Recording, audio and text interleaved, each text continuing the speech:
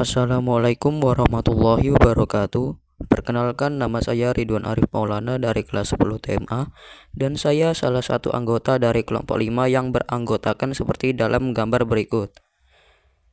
Kali ini saya akan menyampaikan materi dalam bab 5, yaitu meneladani peran ulama penyebar ajaran Islam di Indonesia dengan guru pembimbingnya, yaitu Bapak Supodo SHI MPDI. Yang pertama yaitu wawasan keislaman. 1. Masuknya agama Islam di Indonesia wilayah Nusantara sangat luas.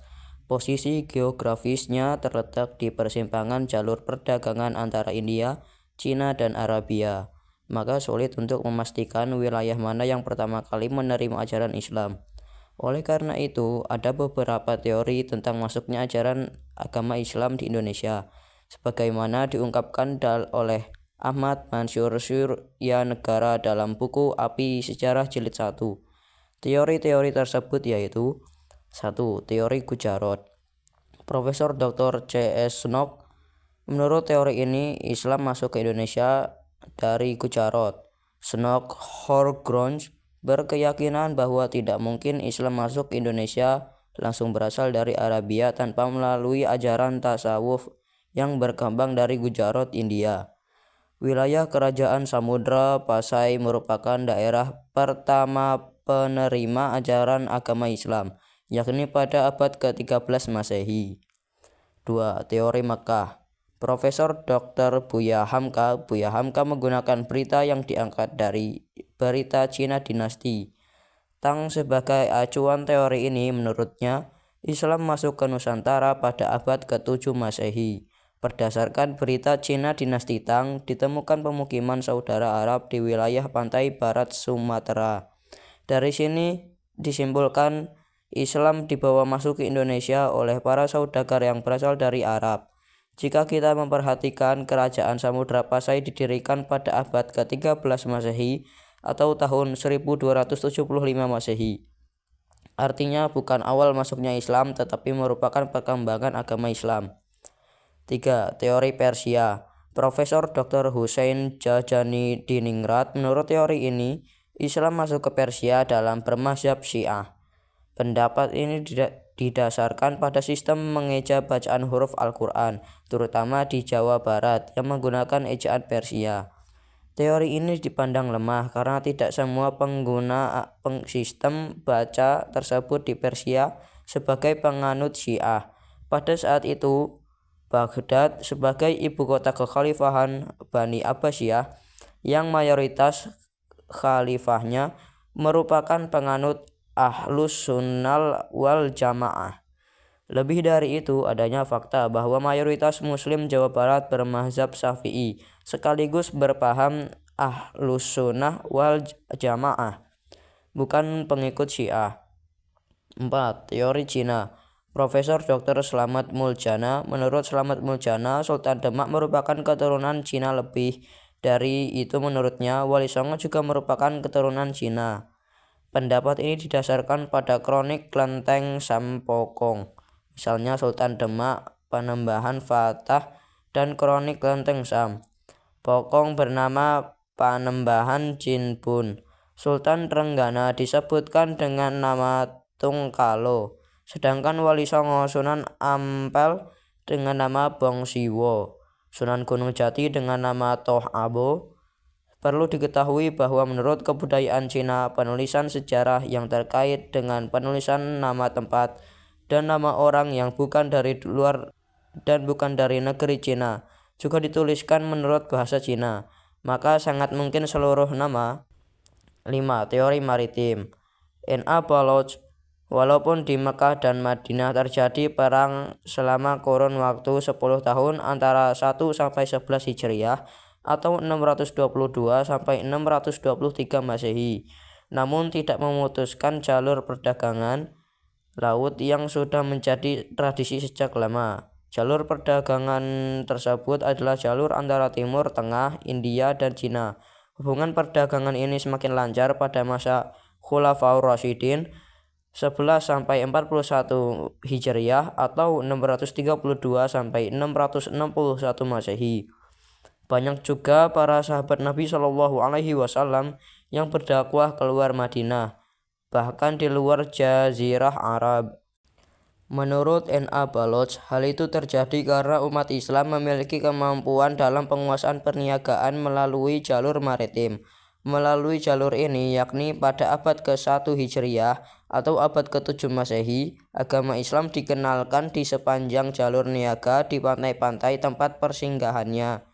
Proses pengenalan ajaran Islam ini berlangsung selama kurun waktu abad ke-1 sampai abad ke-5 Hijriah atau 7-12 Masehi. Fase berikutnya adalah pengembangan agama Islam terjadi mulai abad ke-6 Hijriah sampai ke pelosok Indonesia. Saudagar pribumi berperan penting dalam proses pengembangan agama Islam di pedalaman-pedalaman, dimulai dari Aceh pada abad ke-9 Masehi dan diikuti tumbuh dan berkembangnya kerajaan Islam di berbagai wilayah.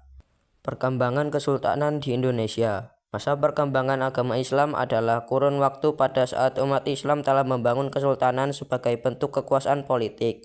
Sebagai contoh, Kesultanan Samudra Pasai di Sumatera Utara pada abad ke-13 Masehi, Kesultanan Leran di Gresik, Jawa Timur pada abad ke-11 Masehi. Tokoh penyebaran Islam: A. Sultan Malik As-Soleh, B. Sultan Ahmad, C. Sultan Alauddin Riayat Shah, D. Wali Songo, E. Sultan Alauddin, F. Datuk Tunggang Parangan, G. Sultan Zainal Abidin. Sultan Malik As-Soleh 1267 sampai 1297 Masehi. Merah Silu atau Sultan Malik As-Soleh merupakan pendiri dan raja pertama Samudra Pasai.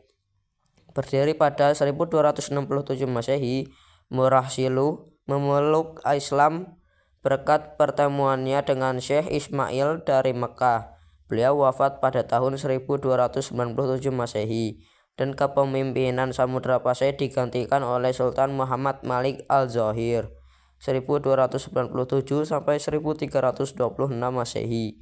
Sultan Malik As-Soleh dimakamkan di Desa Beringin, Kecamatan Samudra, kira-kira 17 km sebelah timur Lok Seumawe.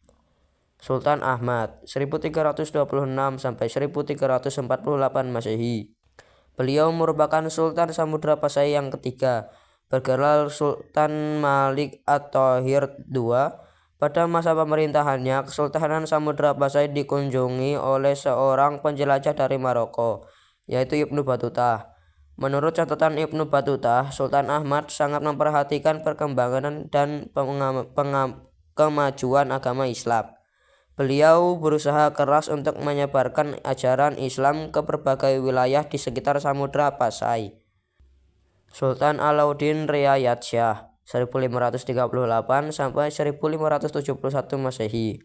Sultan Alauddin Riayat Shah berperan dan berjasa dalam penyebaran Islam di wilayah Aceh.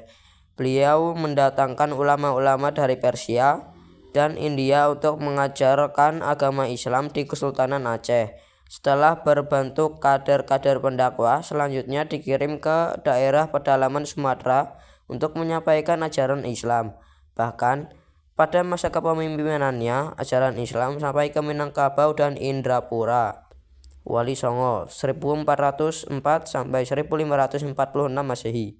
Sultan Alauddin Riayat Shah berperan dari dan berjasa dalam penyebaran Islam di wilayah Aceh.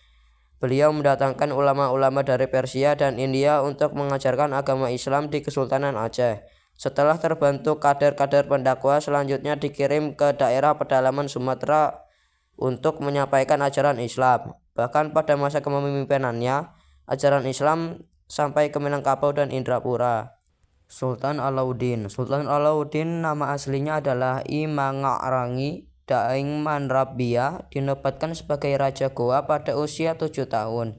Penyebaran agama Islam pada masa pemerintahan Sultan Alauddin mencapai daerah Buton dan Dompu atau Sumbawa, termasuk berhasil mengislamkan kerajaan Sopeng. Datuk Tunggang Parangan atau Habib Hashim bin Musyaryak bin Abdullah bin Yahya merupakan seorang ulama Minangkabau yang berdakwah di Kutai Kartanegara. Beliau berdakwah bersama sahabatnya Datuk Ri Bandang pada masa pemerintahan Raja Aji Mahkota 1525 sampai 1589 berkat dakwah Datuk Tunggang Parangan. Akhirnya Raja Aji Mahkota memeluk Islam dan diikuti oleh keluarga kerajaan serta Raja Kutai Kartanegara, Sultan Zainal Abidin. Beliau merintahkan Kesultanan Ternate pada kurun waktu 1486 sampai 1500 Masehi. Sejak usia belia, beliau mendapatkan pendidikan agama dari ayahnya dan dari seorang ulama bernama Datuk Maulana Hussein.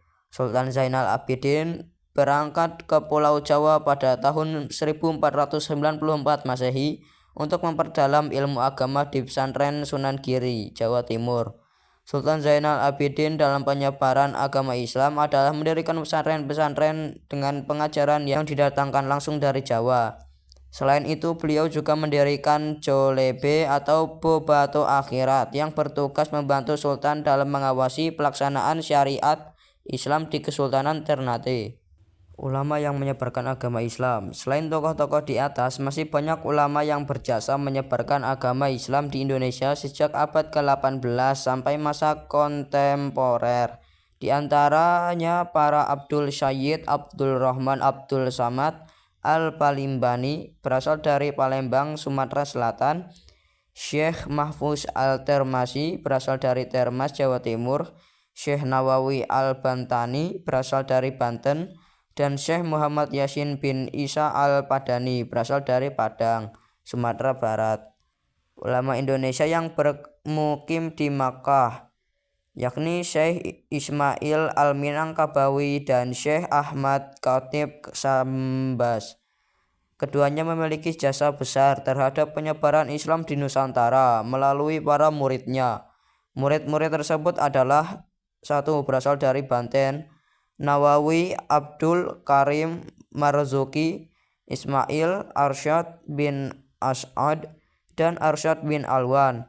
2. Berasal dari Priangan, Mahmud dan Hasan Mustafa. 3. Berasal dari Batavia, Mujitaba, Aidarus, dan Junaid.